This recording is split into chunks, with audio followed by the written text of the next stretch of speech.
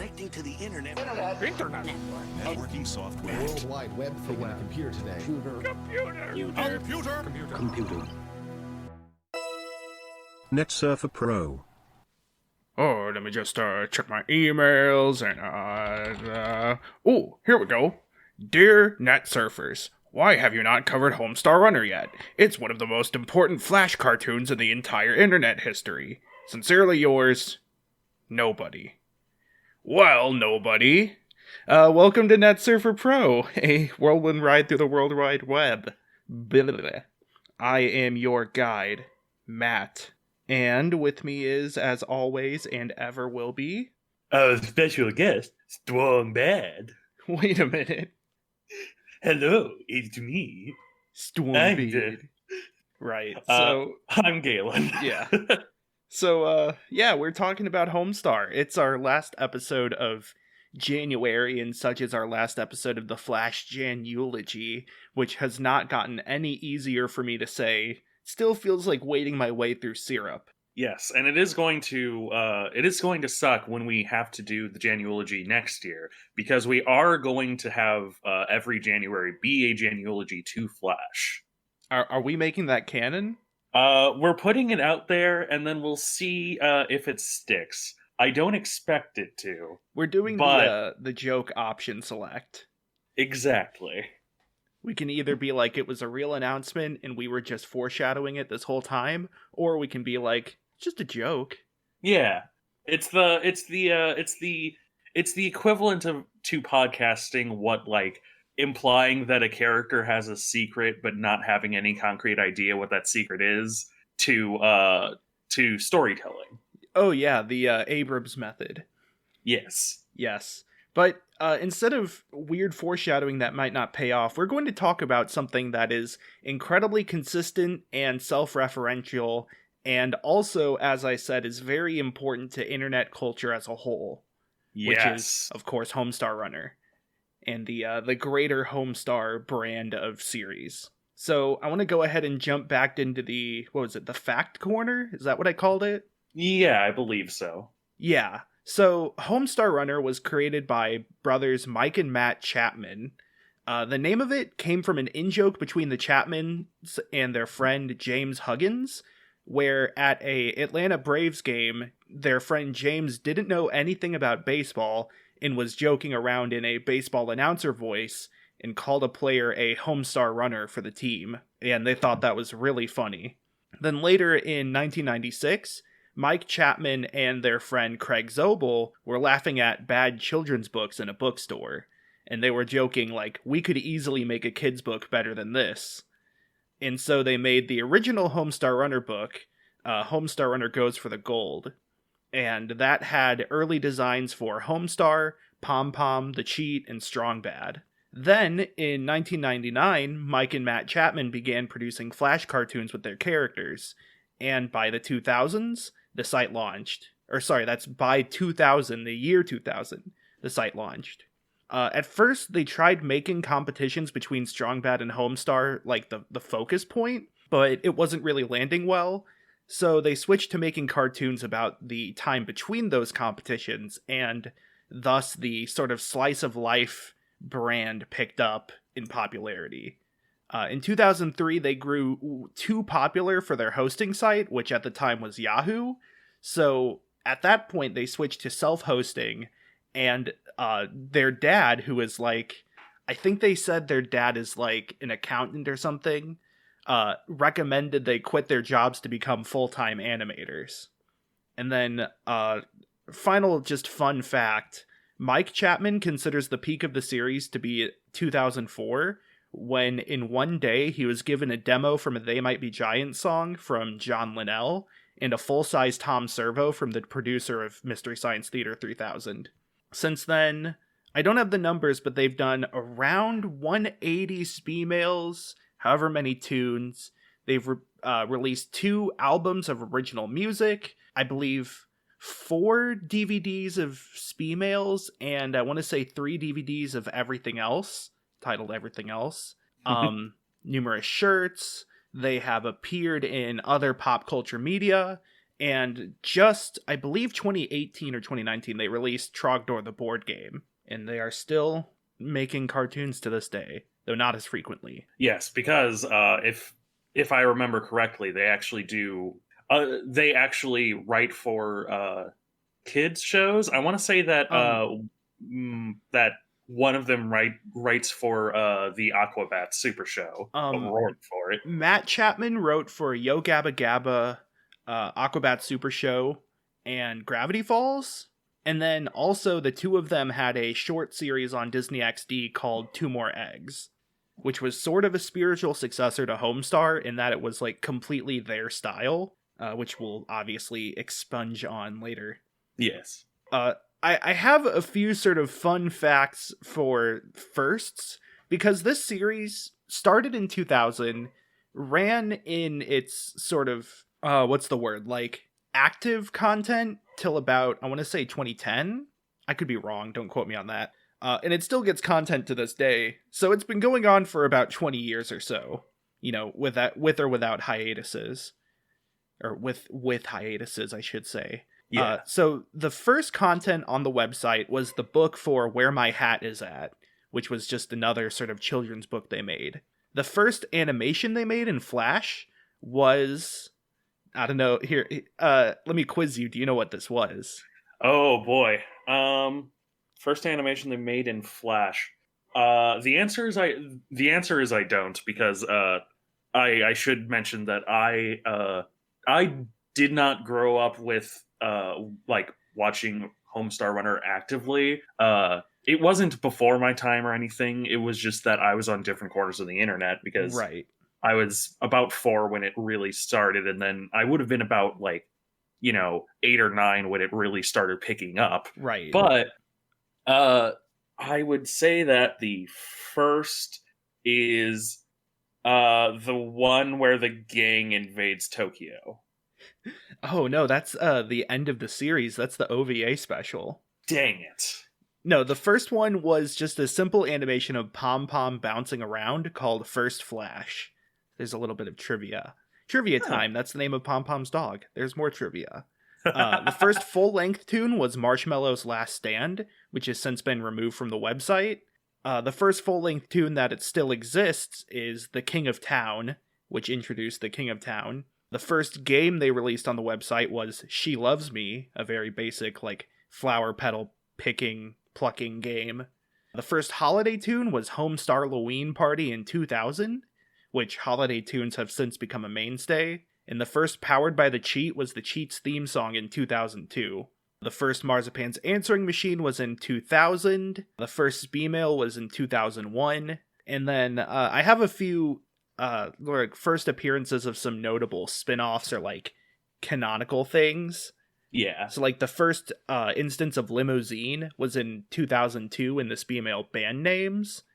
The first instance of Teen Girl Squad was December 2002 with Comic. Trogdor, of course, is from the Speemail Dragon in 2003.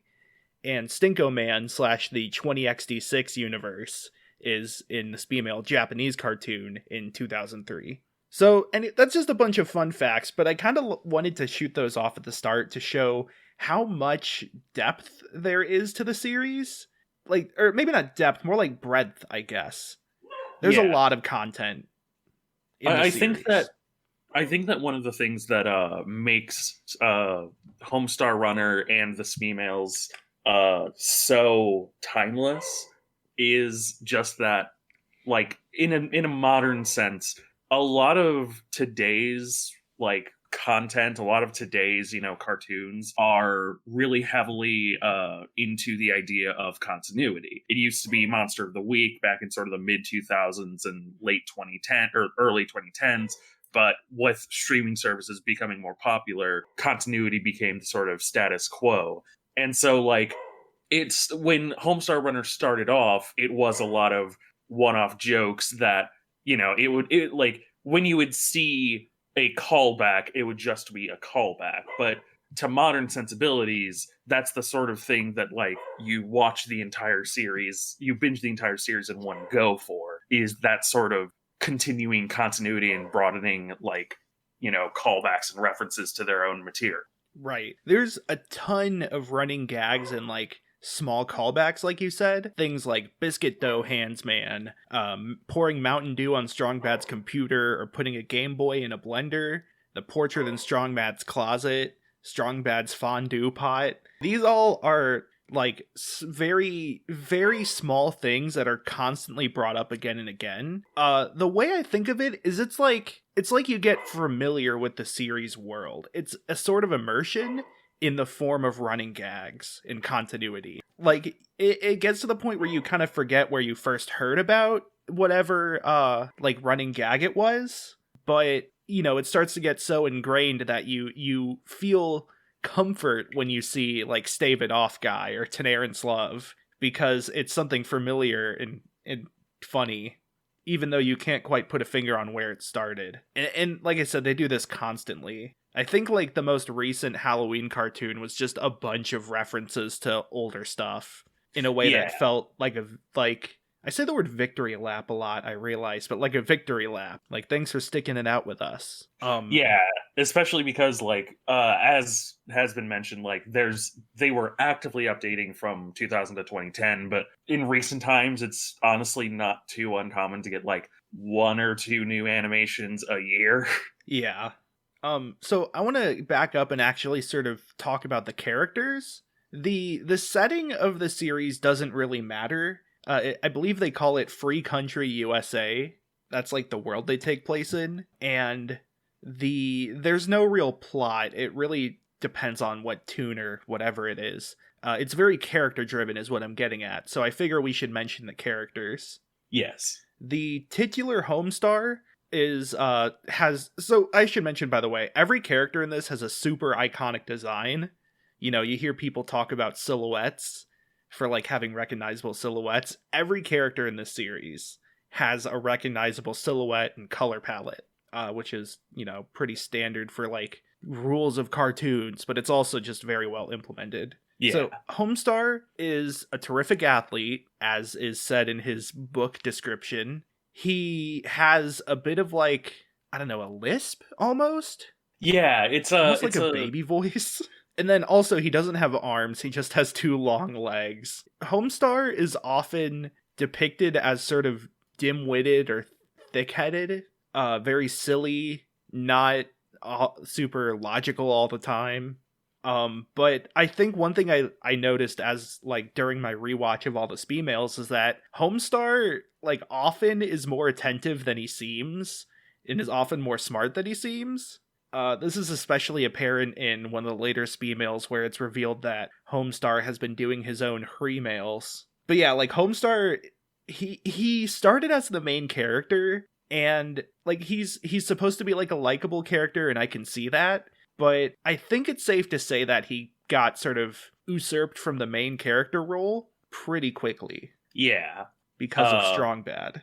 I would like to submit for the courts my running Homestar is a himbo theory. Yes. Just in the fact that he is, you know, a generally good guy, very athletic, and not the brightest, not the sharpest tool in the shed, as one might say.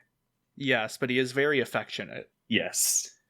So Strong Bad is the villain, quote unquote, but he's very bad at everything, pretty much. He is kind of rude. He likes metal. He likes, you know, sort of stereotypical like cool things that would be cool on the internet in 2000. So I think part of why Strong Bad became so popular is because he's like very edgy, but not in a like super duper aggressive way. The way I'd put it is, so like a lot of like Flash and internet animations in, you know, 2000s era went out of their way to be crass and vulgar and like explicit because they could. You know, nobody was rating them for like TV or anything. Whereas Homestar Runner was kind of made to be all ages. So like the worst you'll hear Strong Bad say is crap as far as expletives go. And there's no real mention of like sex or anything. It's just smooching ladies. Strong Bad, he loves the ladies. He loves, you know, violence but he's really bad at actually acting on any of those. So he often just pretends he's way cooler than he is. He also likes a lot of things, like I said, that are cool on the internet, like metal or wrestling. Yeah, I think it does need to be highlighted. What you just said is that one of the things that makes Homestar Runner and the Females and the extended canon so timeless is that while it was produced in that early Flash period of, we can do whatever we want, it was made by people who also had the restraints to, want to make whatever they want, but want to make it appeal to more than just, edgy teens at the time. It's really clever the ways that, the extent that they go to, make sure that it is ultimately still a, kid-friendly and all-ages series. My favorite joke of that sort of style being that there are no beers, there are cold ones. Yeah, they do that sort of fun stuff. Yeah, it holds up extremely well. Yeah. So then there is the rest of the Strong family. There is Strong Sad, who is kind of emo. He's often the punching bag for Strong Bad, but sort of the difference is that Strong Sad usually is better at Strong Bad in most circumstances, with technology, with his hobbies, stuff like that. Strong Sad had a blog for a while that I don't know if you can still access it. I know it's not being updated actively, and they parody that fact in universe with Strong Sad telling people not to look at his blog because it's very outdated. Strong Mad is a complete just more he's also box of rocks, Musclehead, even harder to understand than most of the other characters. He's usually kind of he's the oldest of the Strong family, and he's usually kind of left alone. He'll join in oftentimes really just when the Cheat wants to do something, and then the Cheat is the Strong family's pet, sort of, but the Cheat also has intelligence and a personality. The Cheat makes cartoons as well called Powered by the Cheat, and he is shown to be more popular with the ladies than Strong Bad is. And the Cheat is often a partner in crime to Strong Bad's antics. Then there is Marzipan, who is Homestar's on-again, off-again girlfriend. Marzipan is better at guitar than Strong Bad. Again, I'm trying to show that Strong Bad is very bad at everything. Marzipan is also the most left-leaning character in the series. Oh man, are we going to get into the segment of the politics of Homestar Runner? Not in terms of the creator's politics, but I mean literally her politics. There's not much to say about Marzipan, unfortunately. She's not super developed, which kind of stands out nowadays. She's she's the only woman in the series. Yeah, it's the sort of unfortunate. It's the unfortunate side effect of that period, at the very least, where you're going to assume that you're going to have a mostly male audience, and so when you make a female character, you don't often flesh them out as much, and you don't intentionally do it. It's just sort of the unfortunate byproduct of that period. I will say that Marzipan is characterized to be very self-actualized, which is good. But the series does not pass the Bechdel test, which is very unfortunate. Yes. It's very mixed for me. But then we have the two final main character, or I guess three final main characters. There's the King of Town, who's really old and just likes to eat anything. And the fact that he'll eat literally anything is often a key point. There is Coach Z, who is the coach for the sports team that Homestar is on. It's not really sure what sport it is. They've played multiple sports, such as kickball and slapping your belly. Coach Z is mainly just really weird and gross. He lives in his office and showers in the gym showers. He's obsessed with ointments. And notably, he has a very odd accent that often makes it hard to tell what he's saying. There's a whole tune called, I think it's just called A Good Job, but the whole thing is about how he pronounces job as jorb. and they're trying to fix that. So he pronounces things with ors a lot, like the chort or port gorf, stuff like that. He also has a rap career, which is great. Yes. The part of the silhouette discussion also has to honestly be the voice, just because every character has such a recognizable silhouette, but every recognizable silhouette has such a unique voice. Like Yeah. just making, like, just doing your best impression of a character from Homestar is in and of itself honestly like such a somewhat common joke in some of my friend groups, is just quoting something but like in the voice of one of them. Yeah. Homestar is a lot like The Simpsons, where quoting it is like a pastime. It's a common activity in the fan base, and so is just sounding like a character and doing impressions. Yeah. That's definitely partially because they all have very distinct voices, despite only being voiced by like 3 people total. Oh yeah, and then the last of the main characters is Bubs, who runs a concession stand, which is just sort of it acts as like a stand-in for any sort of store. Bubs often is shown to be like really shady. He runs black market deals out of his concession stand. He's Strongbad's internet service provider and just jacks up the prices because Strongbad doesn't understand technology good enough to realize he's being scammed. Bubs also has superpowers, which is great. He could float off the ground, but he's like, it's deteriorated, so he can only float roughly 5 inches off the ground. Until Strongbad made him say "sbuh," which is his name backwards minus the first B. Anyways, yeah, there's a lot to go over with every character, and there's numerous side characters. There's Limousine, the hair metal band. There's Trogdor, the Burninator, the dragon. There's Stinko Man, the anime parody. You know, those are some that I mentioned earlier. But they're consistent characters that appear multiple times, that have like their own personalities. Yeah. So yeah, those are the characters. Most of the tunes they're just a mix of kind of everybody. Especially the Halloween tunes make it a point to have everybody. The holiday tunes in general started with the Halloween tunes, and those are probably the most popular because they give every character a new costume every year. So, you know, a character will be dressed up like somebody. And they really take the individual characters' personalities and silhouettes into account.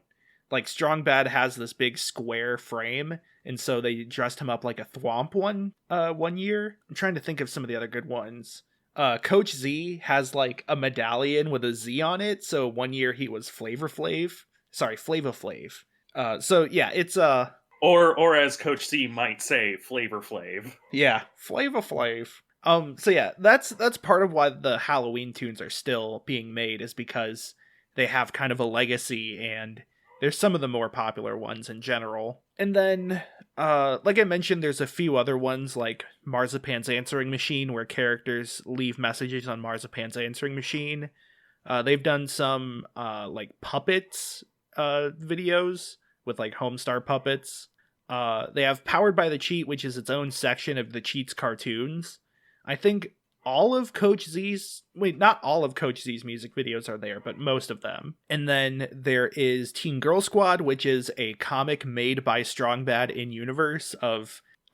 it's 4 girls getting killed every episode in ridiculous ways. Yeah. Which... Oh, sorry. It does pass the Bechdel test if you count Teen Girl Squad. The characters are not very fleshed out on purpose, but they do talk about things other than a man. They do talk about boys often, but they do often also talk about things that aren't boys. Yeah. Teen Girl Squad is probably the most, like, fever dreamish of the series. It's just kind of nonstop beat to beat jokes or whatever, with kind of just the running joke that they all die in weird ways. It also had a spin-off called 4 Gregs, about 4 Gregs. There's D&D Culture Greg, D&D Greg, Japanese Culture Greg, Open Source Greg, and... God, how can I forget the other one? There's 4 of them, though. And they all have nerdy, I think it's like sci-fi culture, Greg, or something. I don't know. But yeah, it's just like the most nerdy guys you can imagine. And then of course the most popular series is Spemails, where Strong Bad checks emails. This is really what the website's known for. Strong Bad's by far the most popular character, and there's a lot to go over with Spemails in particular, like the fact that there are like 5 or 6 computers throughout the series that are used because his computers keep blowing up. There's the fact that Spemails are so prolific, like they've appeared in Buffy, or at least Strong Bad's appeared in Buffy. Trogdor and Limousine Song, Because It's Midnight, have appeared in Guitar Hero. And like those are specifically because of how popular Spemails are. Let's see. I think we've done most of like the like general overview. Yeah, I suppose we get into specifics now, basically. Yeah. Because Spemails is such a good series to just sort of like put on a playlist and consistently watch. A lot of the early ones are like a minute, and a lot of the really early ones are honestly like a little bit boring because it's literally just Strong Bad, like literally typing out a thing. But it picks up pretty quickly after that, and it's so fun because it takes the like cutaway gag style, but just sort of makes it into something like exceptionally fun and exceptionally like unique. So the structure of the early ones from about episode 1 to 30 or so is Strong Bad would check his emails, answer an email like by talking directly to the person who sent it, and then that would be it. But somewhere in there they started doing these like cutaways where Strong Bad would mention something and it would show a scene of whatever he's talking about. And I think at about Spemail 41 or so is when they started really committing to the like main structure that's lasted throughout the series, which is he'll start by reading the email, and then there'll be, a solid few minutes of him doing something else while not at the computer, and then it ends with him finishing the email. So it's sort of a structure of, question, then the main sort of cartoon is between the end and the beginning. And by main cartoon, I mean he literally will do anything. There's a lot of jumping around, a lot of like time skipping. It's not like it's a consistent like one day is the day period of it. It's still sort of him answering in like talking to the person sending the email, but it typically is a lot more generally addressed. Yeah, it's there are some episodes that are sort of like direct cutaways where it's like I'm thinking of like the one that's like, have you ever thought of doing a kids show? And he's like, oh man, we tried that once, it did not go well. And then it cuts away to him literally doing a kids show, and he's like, where is the cheat? No, the cheat is behind the box. No, he's not even really behind the box. Come on, he's children. behind the freaking box. I'll kill you. I'll kill your dogs. Yeah, it's a lot of them are like Strong Bad's take on something. Like, how would Strong Bad make this? So you have things like Candy Bar, where it's the Strong Bad version of a candy bar, or Mini Golf, where it's the Strong Bad version of Mini Golf. Yeah, Stinko Man started as like a one-off of like that, where it was like, have you ever thought about Japanese cartoons? What would you look like in an anime? Yeah. And so it's Strong Bad creating his anime Sona. So yeah, and this is pretty much the style that happens throughout the rest of it. There are still a lot of character-driven moments. Some Spemails are more character-driven than others when he has to interact with the rest of the town. Even then, you get a lot of interactions with the cheat, because the cheat is always, like I said, his like partner in crime. Yeah. Strong Bad emails are the sort of genesis for most of the spin-offs and running gags. Like I said, Limousine, Teen Girl Squad, Trogdor, Stinko Man, all of those started in Spemails before they sort of branched out. So like that's another reason why Spemails are so prolific in terms of Homestar Runner is because they spawned most of everything else. Yeah. You could almost just watch all the Speemails and kind of know what all the other running gags are so that you can watch anything else on the site. There's a few that don't come from Speemails, other than like the really early stuff, specifically Biscuit Dough Hands Man and Bubs' chicken wings. Do you mind explaining that briefly, because I have no idea what that is? Oh, so Biscuit Dough Hands Man was from a toon where they were trying to find a criminal, and it was obviously Strong Bad. And Coach Z was giving like the interview to like the person sketching the criminal, and he said his hands were big and poofy like Biscuit Door. And so it's just a sketch of a guy, just like a guy with hands made of biscuits. And it's like really detailed. So that's what Biscuit Dough Hands Man is. And he appears throughout Speemails in general, but also he started not in a Speemail. One thing I do want to say is that the Homestar Runner wiki has a super comprehensive everything. Transcripts for the DVD commentary, like lists of goofs and gags. It has appearances and bios for everything, and so forth. So Yeah, if you're looking for like specific information, super recommend the wiki. It's one of the best wikis ever made. Yeah, the Homestar Runner wiki is honestly sort of up there with like I don't know, the Homestuck wiki, where like you can just lose yourself in clicking different links to learn various niche things. Yeah. So yeah, that's sort of generally how the Speemails go. I have a few I want to mention in particular as I go through sort of my main points. My first main discussion point is that the Speemails often find themselves in parody more than the tunes. And I think there's something really interesting with how the Bros Chaps make parodies, which is also present in Two More Eggs, I should say. Yeah. So the way they do parodies is it's an honest parody sort of style where they do a lot of tropes without directly commentating on them. Especially like a good example is Dangeresque 2, or sorry, Dangeresque 3 is the Speemail, where they talk about the movie Dangeresque 2, where the whole joke is that Dangeresque 2 is like this buddy cop movie that is just filled with buddy cop tropes, but they play it completely straight. Like, nobody comments about how, oh, this is like all those other buddy cop movies. But then also, it also branches into stand-up half the time, where it's Strong Bad commentating on something. So like when he does Stinko Man, he says like, oh, gotta have blue hair. Everybody has blue hair in anime.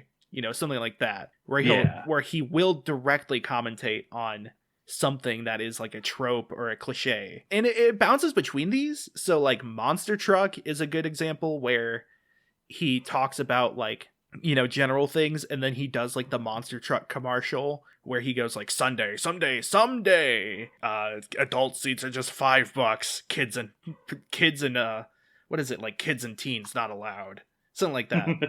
Yeah, where it's like that's a Speemail of an example that's an example of a Speemail where it goes between honest parody and stand-up parody. And I think this is super interesting because when they do the honest parody style, they also super exaggerate the tropes, but not by like making it bigger. They make it weirder. They like to use big words, which is weird to say. I mean, it's true. Yeah. Like when they do the Blubbos, which is the parody of like a fast food drive-through, they have the isosceles fish sandwich. It's just a joke on how fish sandwiches are always triangle shaped at like McDonald's, but they have to use, the name of an angle, really. Yeah, the one of the like just subtle, not even a recurring joke, but just recurring joke formats is the like saying in 20 words what you could say in 2. Yeah, it's very weird in that regard. They have things like the in Senior Card Gauge Mortgage, they have a phone number that's just a very long string of 5s. It's like 5555555585555. Very good. So yeah, I think that's super interesting because you usually see sort of either way, you know. It's either commentary directly or like hyper exaggeration or honest parody. You don't see it used both as much, especially in something from the 2000s and especially in something that's interwoven between them as like deftly as Homestar is. I think nowadays honest parodies are a bit more common, but for like 2000, I don't know. Yeah, 2000 was like the era of low effort parodies. If there's one thing I remember about comedy on like YouTube for that era, it's like parodies of Friday where the joke was it's just Friday but like terrible. You know, parodies of Gangnam Style that were just doing Gangnam Style again. I guess that was 2010s, but yeah. I think part of it is in Speemails especially, they'll have a good way of like they'll visually indicate when something is commentary and when something is honest parody, because like when it's commentary, Strong Bad won't be visible usually. Yeah, he'll be like a third person like voice narrating something, and then most of the time when he's in the scene, it does honest parodies. I say most of the time because like 4Kids, when he does the kids show, is sort of more of a stand-up style commentary. Yeah. I do want to also comment on one specific Speemail, which was comic book movies that is more timeless than like anything else could have possibly been in an era of like post Avengers MCU, where like because he's making fun of the like mid 2000s comic book movies of like just washing out any and all personality and making it really terrible and boring, but like it's just even when it kind of misses the mark in a modern sense, it's still absolutely like hilarious. Something I really like is that most of the pop culture references in the series are from like when the Bros Chaps were growing up. So it's from like the 80s. Yeah. So like you'll have for example, every Speemail has a on Strong Bad's desk there is like a floppy disk holder, and every Speemail it will have a different game written on it, but they're all like these old Commodore 64 games, or just like they have a lot of references to like similar technology related things from the 80s and early 90s, which I think it helps contribute to the timelessness in that it was already dated when it first came out, so it can do nothing but continue to be dated. Yeah. I know that in one of the Speemails, like he's playing basically a King's Quest type game. I think that is the Peasant's Quest is the name of the game in the Homestar Runner universe. Yeah. It's also kind of justified in universe because Strong Bad's very bad with technology. I mean, let alone the fact that his computer keeps getting blown up. He has written on his monitor with whiteout, thinking that it would either go away or just be a funny gag. He doesn't understand how the internet works, which is why Bubs is able to scam him. He has trouble using a graphic user interface desktop style. Most of the emails are done in like command line form. That's how he like checks his emails. But like when he first uses the cheats computer, which has, you know, a desktop with icons on it, he doesn't know what to do. Yeah. That gets me to something I want to say about Strong Bad, which I kind of hinted at this a lot, and by hinted at, I mean directly said. But Strong Bad is very bad at things, but that sort of makes him likable. It's sort of endearing. As much as he brags about like getting the ladies and acts cool and stuff, he just kind of fumbles his way through, and the fact that people kind of don't call him out on that just kind of makes it feel like they actually tolerate him more than they let on. Nobody cares when he says he's going to stand on Bubs' concession stand and say he will not drink, blink, or think for 3 days. They just kind of accept it as just Strong Bad doing a thing. And I think that's really good that, like, Strong Bad is, you know, rude and edgy and stuff, but he's ultimately pretty likable because he fails like everyone else. It's the Pixar style. You love your characters because they fail, not because they succeed, or something like that. It's I don't want to say timeless again, but I'm going to have to say timeless again. It works very well for modern sensibilities, where like the bad guy is somebody that you will often see redeemed in sort of modern media, where like he is ideally the antagonist of the series, but in reality it's a series that just doesn't have an antagonist most of the time. It's just sort of them all living. And so the fact that his badness is basically just him being kind of a loser yeah, is extremely fun, extremely endearing. You're not cheering on someone who actually has, who has actually done anything bad. You're cheering on someone who is obnoxious. Right. And that's fun. And like most of the characters in the series seem to at least like him. Everybody participates in the Danger-esque series of movies, which is just like home video style. Or, I mean, they clearly at least like him enough to invite him to their Halloween parties. So, like, I think it's really interesting because Strong Bad started as a villain who would, like, cheat to win, but he ended up being just another character with sort of eclectic interests and, kind of tries to be cooler than he is and, tries to put on sort of a facade. It's also interesting because Homestar often one-ups Strong Bad. Like, for example, there is a Speemail where Strong Bad is, like, dared to make Homestar say something smart. And so Homestar shows up in, like, a doctor's outfit or something. And then it turns out Homestar was given the same bet, but he had to make Strong Bad say something stupid. And he succeeds.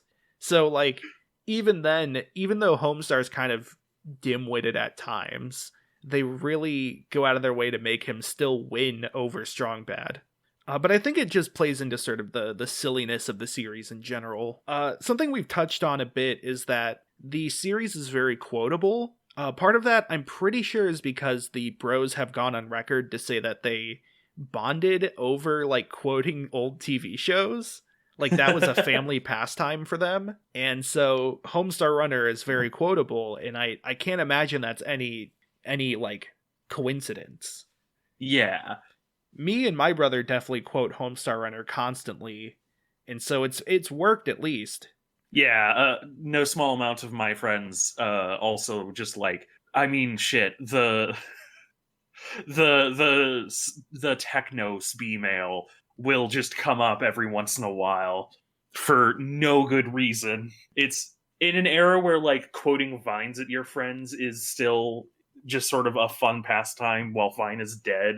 Like, Homestar Runner and the Speemails are there's so many just iconic lines. Right. And there's so many just one-off jokes and wonderful little intonations. I think Teen Girl Squad 11 or something has, like, Strong Sad saying, like, "Were you just making out with loose leaf?" And it's such a silly twist of the word loose leaf that, like, I love in one of the Teen Girl Squads, they go to a summer camp and it shows the summer camp for boys, and it's just this guy going, "I miss video games." Another guy goes, "I miss my mom." And the guy goes, "I also miss video games and my mom." And it's just one of those very small things that I quote constantly. I think part of it is also that they like to use a lot of, like, odd spellings or pronunciations, not just with characters like Coach Z, whose, like, gimmick is that he mispronunciates things, but, like, characters say things like "dag, yo," which is great, or "no probalo" instead of "no problem." It's very loose with language at times in a way that I think only helps the quotability. Yeah, there's like, I think one of the running gags is that Strong Bad will pretty much always mispronounce the sign off of a character of, like, one of his Speemails. So, like, instead of Allison, it's like "all is one." Yeah. One of my favorite ones is somebody from Spokane, Washington named Kat sends him an email, and he goes, "Kat, Spokane, Wash." and there's a little image of like a kid's book with a character named Anne washing a cat. Speaking of which, the Speemails, so we have gone all this time without really mentioning Flash a whole lot, but Yes. part of what made this so interesting is, for one thing, like the whole site's in Flash. The menus are all interactive. Everybody, I think, who's visited the website knows the following 5 words: tunes, games, characters, downloads, email. Those are Homestar says those on the like main page, and there's I think 30 or so different versions of the main page, each with little animations that play when you hover over one of those. Yeah. There's also tons of Easter eggs throughout the series. So like every Strong Bad email almost has their own Easter eggs of like words you can click on to get like secret little images or stuff. Or at the end of a email, there might be something you could click on to play a little bit of extra animation, or like you might be able to wait around a bit to see something else.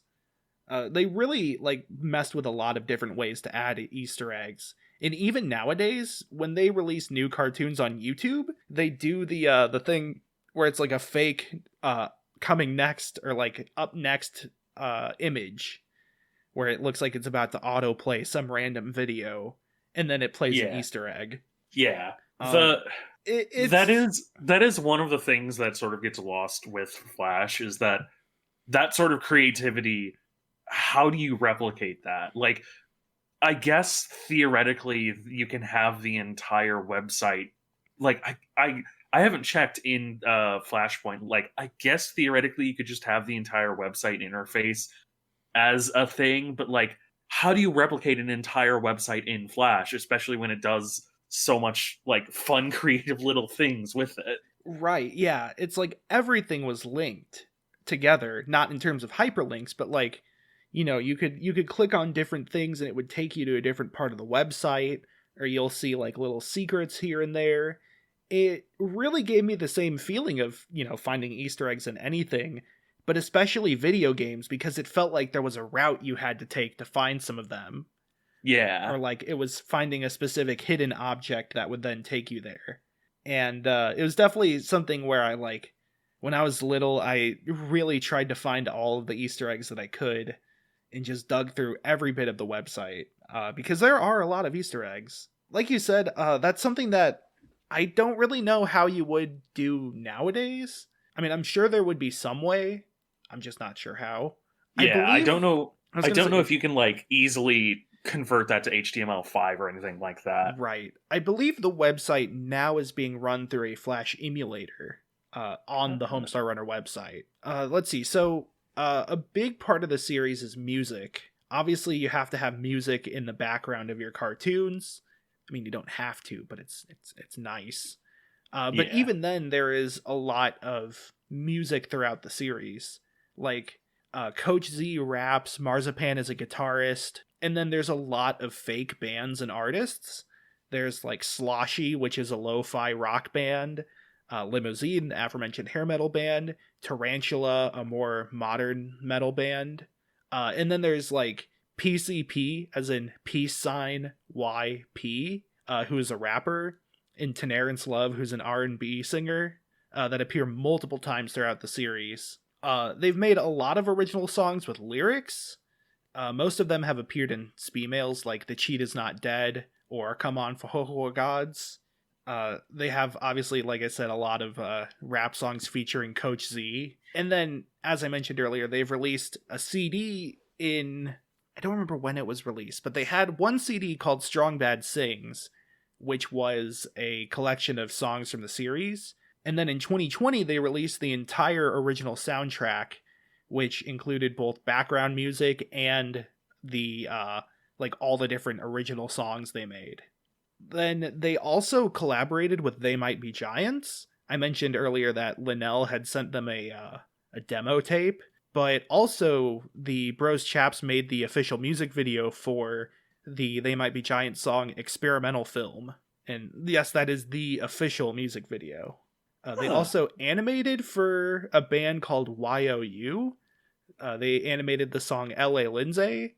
YOU is a band that played Limousine on like some live events they did. And then later on, John Linnell would voice the Poopsmith in, I think, the 200th Speemail.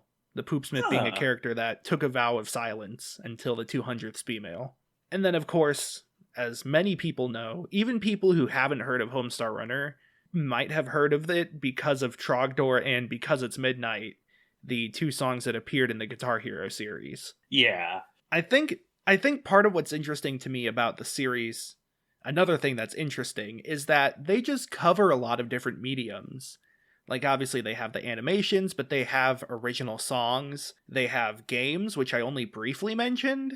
I think the most recent, as of this recording, the most recent piece of content they made was level 10 for the Stinko Man video game, which is sort of like a Mega Man style platformer. Which they specifically like made like a few months before Flash died, maybe even just they released it a few Flash days died. before Flash died. Yeah, like December of 2020. They even make a specific point, like make a joke about it in the trailer for it, where it's Right. like, you know, but like, yeah, it's the fact that they continue to support it even with the deadline looming is obviously part of it is a joke, but it's also partly just, you know, the legacy. Yeah. And then one important game that I really want to mention is Strong Bad's cool game for attractive people. So, I don't know if you remember WiiWare, which was the Wii brand of indie games, but when that started, Telltale Games made a really big push to release a bunch of point-and-click adventure games on it. I believe that's at the time that the Sam & Max reboot was done. Yes, and importantly, Strong Bad's cool game for attractive people. Yeah, Sam & Max, Strong Bad's cool game for attractive people. I think they also, I think that was when the like King's Quest, they like reboot they put out. Not King's Quest, it was Monkey Island. Monkey Island, that's it. Right. Yeah. This was developed when Telltale Games still did point-and-click adventure games, and also when Telltale Games was still a thing. It was released in 2008. It's notable because it wasn't solely written by the Bros chaps, but to me, I personally feel like it's still a very good companion piece. They obviously had a pretty big hand in it, but they didn't write every line of dialogue. There are 5 episodes, which each have like their own theme and their own puzzles and whatnot. They all play off the canon in pretty good ways. Like the first episode is just you have to ruin Homestar's reputation, which mainly includes making him lose a race, which is sort of like a callback to the original Homestar concept, which is kind of neat. Yeah. Episode 2 is Strong Badia the Brave, where it's a war between different factions, which really highlights some of the notable locations in the series, like Pom Pom's Techno Club. Oh, I forgot to mention one of the best characters, Hamsar. I forgot. Hamsar he spawned because somebody made a typo about Homestar. It was like, I want you to go punch that Hamsar guy in the face or whatever. Hamsar is like, if every other character in the series is non sequitur, then Hamsar is that to the nth degree. He's like, he only says nonsense. He doesn't obey the laws of physics. He usually appears as an Easter egg in different things. He is notably in the kids cartoon Speemail. He is the person Strong Bad thinks makes the perfect host for a kids cartoon. Yeah. He has a really hard to mimic voice. But what's great is in Strong Badia the Brave, there is a bit where Strong Bad has to make an ally with Hamsar. And what happens is Strong Bad has to learn to speak Hamsar's language. And it turns out Hamsar has this like really deep, mellow, like wise sage sort of demeanor when Strong Bad's able to speak his language. And then it cuts to Strong Sad's perspective, and Strong Bad is sounding like Hamsar and just saying nonsense phrases. It's one of the best jokes in the point and click games, and I just spoiled it, so sorry about that. And then episode 3 is Battle of the Bands, where it's just a battle of the bands, but it references all the different bands and musical stuff. Episode 4 is Dangeresque 3 for real, where they actually filmed Dangeresque 3. And then episode 5 is 8-Bit is Enough, where it references all the different video games they've made. So it has like Trogdor and Peasant's Quest and Stinko Man and all that. Yeah. You can actually still buy the games despite Telltale going under. Yeah, they're $15 on Steam for season 1. I don't know if there's a season 2. There isn't. But yeah, it's a very fun very fun romp, especially because, like, honestly, I could talk for hours about early Telltale, just like the point and click adventure genre that Telltale like tried desperately to keep alive is so fun, and they did such fun things with it. It still has the sort of point and click adventure game nonsense puzzles every now and then. I think the first game is the worst with this. One thing I really love though, so there's not really a clear sense of space in Homestar Runner the series.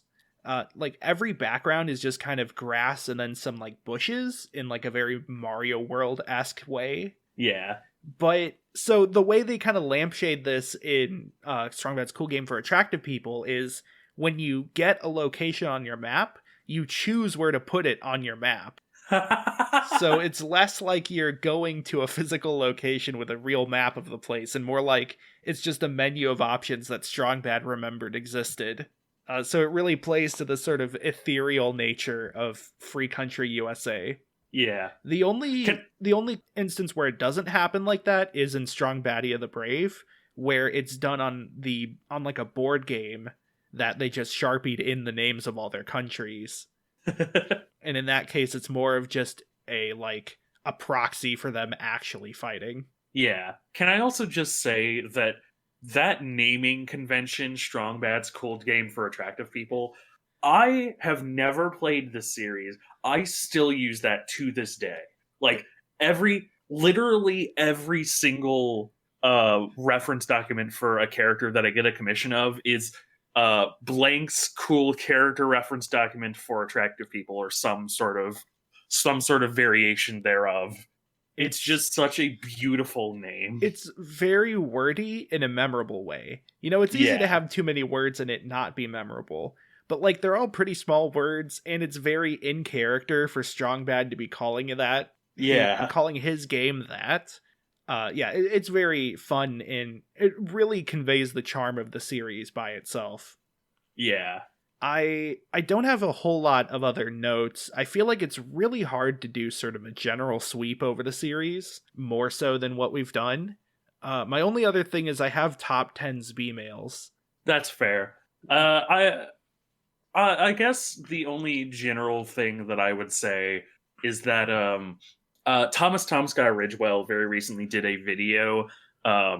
Thomas Tom Sky Ridgewell is the guy who made Ass Stuff Movie you would recognize. He's also done a lot of other things, but he was sort of like that early internet sort of age as well. And he made an interesting point, which was that when he started making those things, like when he started making Flash animations, he kind of kept a lot of the like rules from his religious upbringing, where it's like no sex, no no real swearing, no drugs, no rock and roll.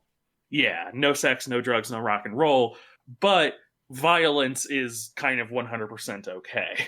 And it's like I kind of kept that in mind as I was watching this, or rather, like, once I saw that video, it kind of put into perspective the females, where like it's interesting how it is a series for everyone in that era, and it makes a lot more sense with that kind of framing, where like it keeps everything vague. Like it keeps the adult references vague, but it's not even like, Animaniacs like wink to the audience. It's just sort of everything exists in this sort of for everyone blanket, except for like the occasional violence. Teen Squirrel Squad obviously ends with all of them dying, but Right. like It's not gory. yeah, And it's not really actionable either. yeah, Like, you can't shove somebody down a garbage disposal. There's no forks driving race cars. it's nothing that like a kid could recreate in their own home, and I think it just sort of is. I think that kind of lends to the like reason that it is still so fun to go back to, is that there's nothing so overt, there's nothing so terribly offensive. It's just it was created by people who wanted to make something really funny and really accessible. Right. Except for the fact that there's only like one woman in the series. That's true. Yeah. There is a lot that feels sort of the time. There's one or two females that have language that I think nowadays wouldn't be that welcome, but it's also not horrible. It's the sort of thing where like in modern times we would I want to say like in once again the children's video, like I think they say the word midget, which is like, you know, nowadays we would not use that word, but like it's never intentional, and that's always sort of like, I want to say that intentional or not, that's, you know, never really okay to sort of have the like to that's never really an excuse, but it's more than it's just, oh, it was a different time and we didn't know. It's also that like none of the language is ever demeaning anybody because of who they are. Right. That's or not if the it is, joke itself. Yeah. Or like if it is, it's from, you know, Strong Bad himself, and it's not even like something for real life. It's him being a dick to Homestar. Right. Strong Bad is shown to be rude to people, and he often gets comeuppance for that. Yeah. Like, whenever he's rude about Marzipan just existing, Marzipan just tells him to fuck off. Yeah. And it's so, like, it does help that there is that context. I do think it is worth, like, if you go back through all of them nowadays, it is worth keeping in mind that this was a series made in the 2000s. Yeah, the ways you can criticize it, I think, are not like any way, like, nothing you can criticize to completely dismiss it, but it's sort of like when you go back to it with a critical eye and look at things like, you know, look for things like the Bechdel test, look for things like how Marzipan doesn't have a whole lot of personality. It's more as like, this is like, it's more like this is how far we've come than an indictment of the series itself. Right. Basically, I don't think you should cancel the Bros Chaps. Yes. So, my top 10 females. I want to quickly go off these. These are all just, like, very solid ones that I come back to frequently. And it's the ones where, like, if somebody says, I've never seen Homestar Runner, I'll probably put on one of these females. Yeah. Okay, so the first one, these are in pretty much order of, like, least to most favorite, but these are all my favorite because there's 180. So, first one, Dangeresque 3. It introduces Dangeresque. It has a lot of great jokes about action movies that I think somebody who's never seen a female will at least understand those jokes. It has a lot of like solid quotes and catchphrases, especially because Dangeresque as a whole is a joke about like movies with a lot of catchphrases. You also get great action movie names like Uzi Bazooka or Killing You Guy.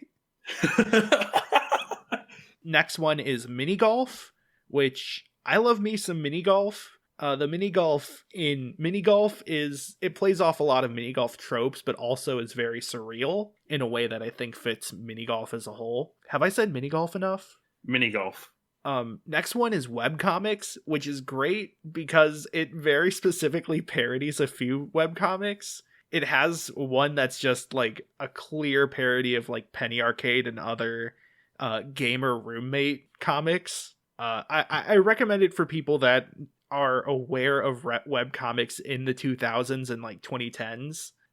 It's probably not as applicable nowadays with like Webtoon and stuff like that. Yeah. I think we've gone beyond the sort of quality level that this female is making fun of. Yeah, I think from a modern times, the most you would like the most you could generally say we know of webcomics is Loss. Yeah. So next one is bottom 10, which is just solid all around. It's Strong Bad ranking his least favorite 10 things, which is a setup for a lot of great parody and comedy already, but it has some really wild ideas in it. One of my favorites is songs with too many na-nas, la-las, and doot-doos in the lyrics. Yeah, watching the bottom 10 and seeing that specific ranking made a lot, like, put into context a lot more of the jokes that you have told me. Yeah. Because you quote that one quite a bit. Yeah. I also quote bottom 10 constantly. Yeah. Next one is Crazy Cartoon, the one that we were talking about just a few minutes ago. Oh wait, no, sorry, that's 4Kids. That's my number 8. No, Crazy Cartoon is the origin of Sweet Cup and Cakes, which is the very surreal kid show parody. But they also have one of the best Powered by the Cheats, which is another one that's quoted constantly by fans, especially. It's the origin of I can do it 9 times. It's a great example of what Powered by the Cheat is. It's also very meta. Next one's Bedtime Story, which is another The Cheat related one, where it's Strong Bad's routine for putting the cheat to sleep, as in like Cheat's bedtime routine. Yeah. I just really like a lot of the Cheat centric Speemails. They always go out of their way to make Cheat like half a kid and half like an adult in ways that really clash in clever ways. I said ways twice. Ways. Next one is 4Kids, which is the one we talked about a few minutes ago. But it's also one of the hardest ones I've laughed. I still love it as just a solid example because it has the whole bit with Strong Bad being the host, and then when Homestar is the host, it's also very good. It has it's the origin of Stave It Off Guy, which is a great one-off gag that's also been referenced multiple times, so I guess it's not one-off. Yeah, it's another one that's just solid. Yeah. That was my number 7. My number 8 is Rock Opera. This one's a little different because it's not really a standalone Speemail. It is, I think it's around like the 120 or so. Strong Bad took a word. I say Strong Bad when it's the creators of the series. They took a word from every Speemail up to that point and made a song out of it. So it's really fun to listen to it and then go back through every other Speemail and like play like the scavenger hunt for finding the words in Rock Opera. Yeah. It's very clever. They go through a lot of different musical stylings. Like at one point it's like this piano ballad, and then it switches to like something with more of a synth background, and then it has like this guitar riff. It's very fun. I used to watch it constantly when I was a kid. Yeah. Very catchy. Number 9 is Virus, which is also one that doesn't stand alone so well, but it is one of the best uses of Flash in general. Because this is how would I put this? So this is one of the best things they've made because it is so inventive with how it's used. And it only works because the website's made in Flash. The concept is Strong Bad's computer gets a virus, and that infects the website itself. So, like, the compy's error screen is blue, and then the blue from the error screen leaks out, and then it, like, floods the words at the bottom, which are normally links to the different pages on the website. And then Homestar picks up those words and puts them in the computer. So, like, the link to, like, the main page and the tunes is gone. And then it refreshes itself, and by that, I mean it acts like it's refreshing, but it sends you to like a glitched version of the menu, and all the buttons just have like weird shit that happens when you click on them.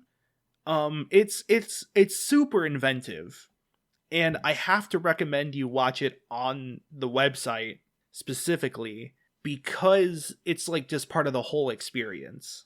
Yeah. Yeah, you really have to see it for itself. It's a lot more artsy than most Speemails because of sort of the concept, but it's very clever. And then the last one, my all-time favorite, is Original.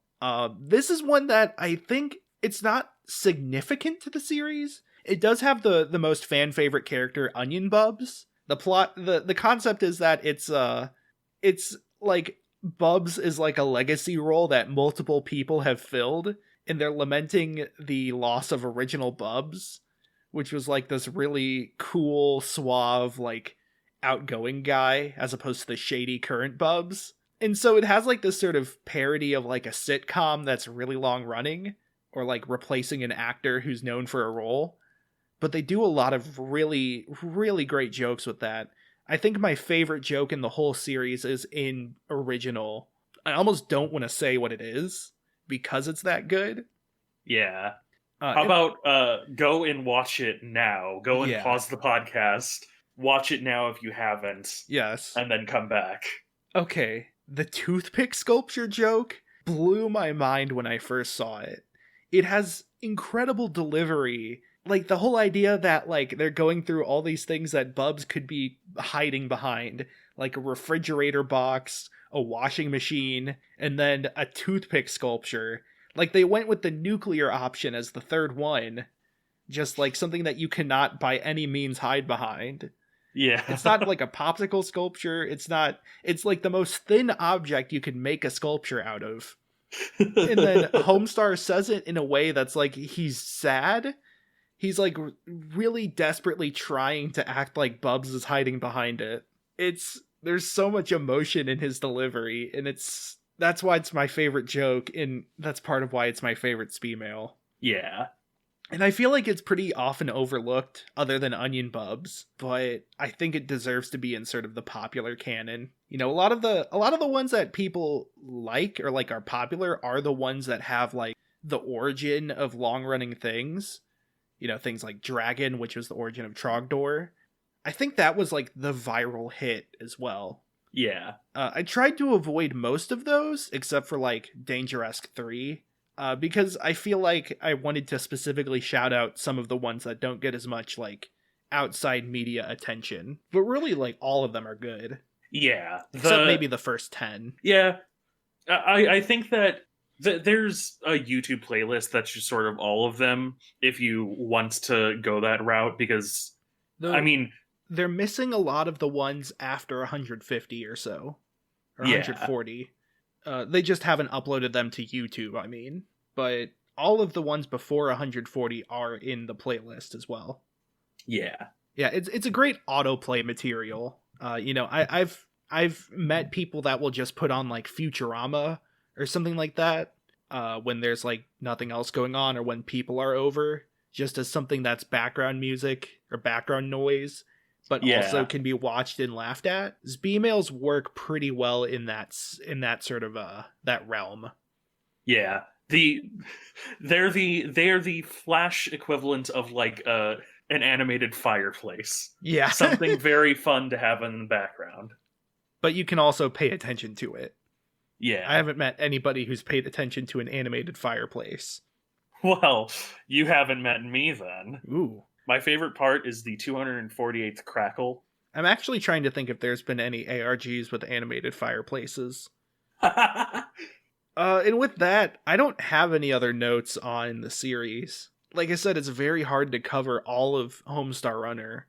Yeah, it's... I mean, I think it's the perfect note to end the Jan-eulogy on, because it's something so intrinsic to Flash, and I mean, they currently do have means of like keeping it alive and replicating it, but without archival interest, so much is lost from, I mean, culture as a whole, basically. Yeah, like it's Homestar Runner, like I said, bled into like TV and music and video games. I should mention that there was an episode of the Aquabat Super Show that had a character that looked like, or just like, Strong Bad. Wasn't that played by it was played by Matt Chapman, yes. Yeah.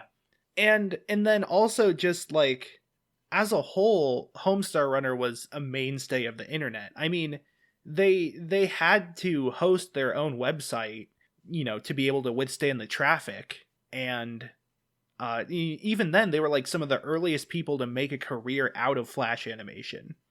Yeah. Again, they quit their jobs to produce Flash animation full time, and they like sold merch and everything. Like they were I would say they were like pioneers of the medium, or like the market. Yeah. Yeah. It's with kind of that, hard to state exactly how vast or like how significant Homestar Runner is, but I hope we've been able to do that. yeah. With that, we can start this Viking funeral for Flash. Get it loaded up onto a boat and get some lighter fluid. It's dead, and we'll never have it again. I would play Taps, but I always get it mixed up with Kakariko Village. All right, goodbye. At my everybody. funeral, I want somebody to start Taps and then just sort of slowly go into Ocarina of Time music. Goodbye, everybody. Thank you very much for watching. We'll be back with our, listening. We'll be back with our regularly scheduled random topic next week. Right. You can follow us on social media at NetSurferPro on Facebook and Twitter. You can follow me on Twitter at MattCraigGaming. You can follow me on Twitch at twitch.tv/twack. I stream on most Monday, Wednesday, Fridays from around 1 p.m. Central Time to 3 or 4 p.m. Central Time. I stream a lot of different games. Recently, I've been playing through the Hitman World of Assassination trilogy and trying to do it without getting caught. So far, fairly good. If you're interested in that, check that out. I also make YouTube videos at youtube.com/IEatAtSonic, IEATSONIC. I make video essays. I've been doing a series on the video game The Witness, and pretty soon I'll have a video on Paradise Killer up on that channel. You can follow me on Twitter at Galen Wilson, GalenWils0N. You can follow me on Twitch at Machine Gun Vampire. I don't stream yet or anything, so probably wait until I start doing that. You can also probably find me on YouTube at The Only Galen on YouTube. That is the channel name. I, once again, don't have anything uploaded, but, might someday. But with that, thank you very much for listening. See ya.